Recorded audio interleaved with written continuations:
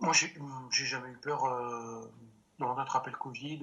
En fait, dès que je suis revenu du week-end là, dans le Béarn, donc le 17, hein, en fait, moi, j'ai demandé tout de suite à être dans le service Covid, voilà, pour être au front des choses. Et en fait, ça m'a calmé. En fait, j'étais plutôt anxieux de savoir un peu comment les choses, évidemment, se passaient.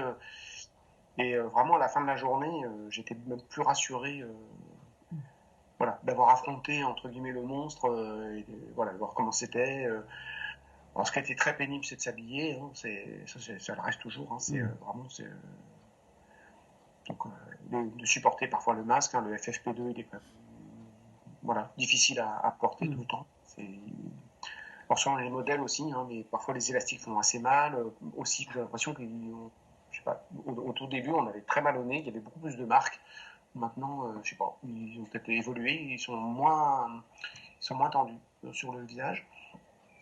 Et voilà, donc moi j'ai pas eu peur. Après, je me suis dit bah, que oui, bon, bah, j'aurais peut-être pas de chance et je pourrais peut-être faire une forme grave sans avoir. Voilà, aussi, voilà, parce que moi j'ai pas de précédent, pas de facteur de risque.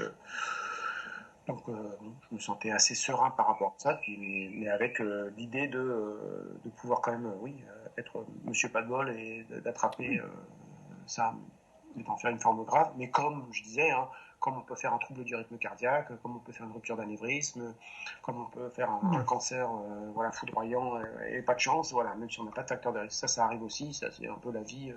Et ça, en SMUR et aux urgences, on peut le voir malheureusement, que voilà, on n'a pas toujours donc, des facteurs de risque ou en tout cas les moyens d'anticiper une mort brutale. Bon, voilà. Et puis pour ma famille, bah pareil. En fait, moi, j'étais pas. Non, non. Je suis pas du tout inquiet.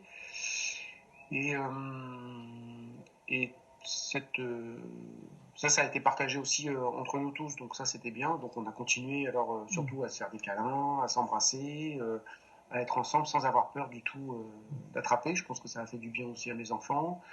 Je les ai pas sentis anxieux.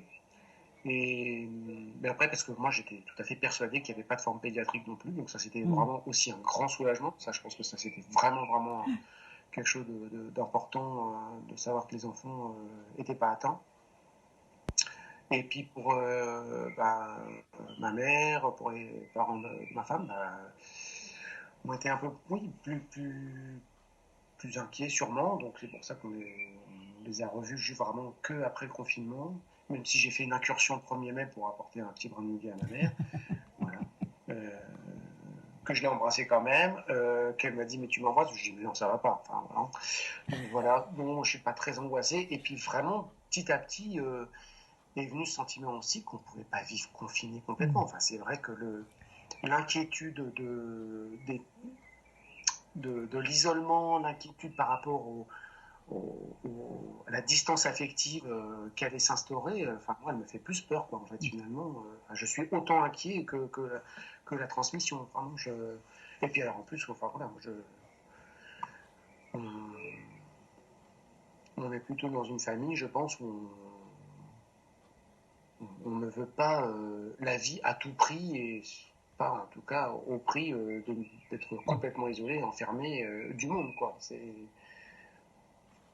Donc voilà, et ce qui m'avait beaucoup enfin, chagriné, enfin vraiment peiné, et vraiment, j'en parlais, je me souviens, avec vraiment des émotions dans la voix, c'est quand j'avais appris que certaines infirmières ne revenaient pas chez elles et devaient aller dans des hôtels. Enfin, c'était elles, alors, qui pour pas, par peur de contaminer leurs enfants ou leur mari, alors je ne sais pas s'il y avait des problèmes de santé et que c'était objectif, mais enfin bon, pour les enfants quand même, je crois pas, mais elles avaient peur, et du coup elles ne revenaient pas dans leur famille. Enfin, alors, du coup, c'était affronter un isolement, une peur, affronter la situation de catastrophe. Enfin, c'était.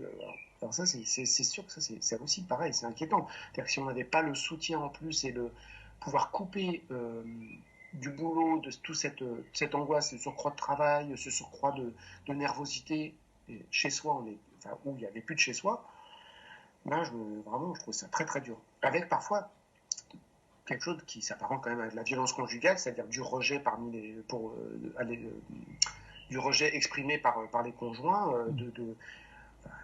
Une infirmière qui m'a dit quand même que quand elle était rentrée de garde, elle s'était mise dans le lit et l'autre avait fait un bond et était sortie du lit en disant non, je peux pas quoi. Enfin, c'est quelque chose atroce quoi, atroce quoi. Et on a eu écho aussi de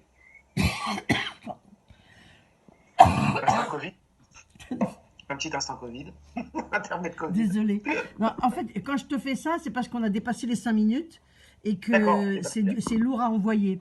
Donc, il vaut ouais, mieux ouais, que tu ouais. repartes sur ta dernière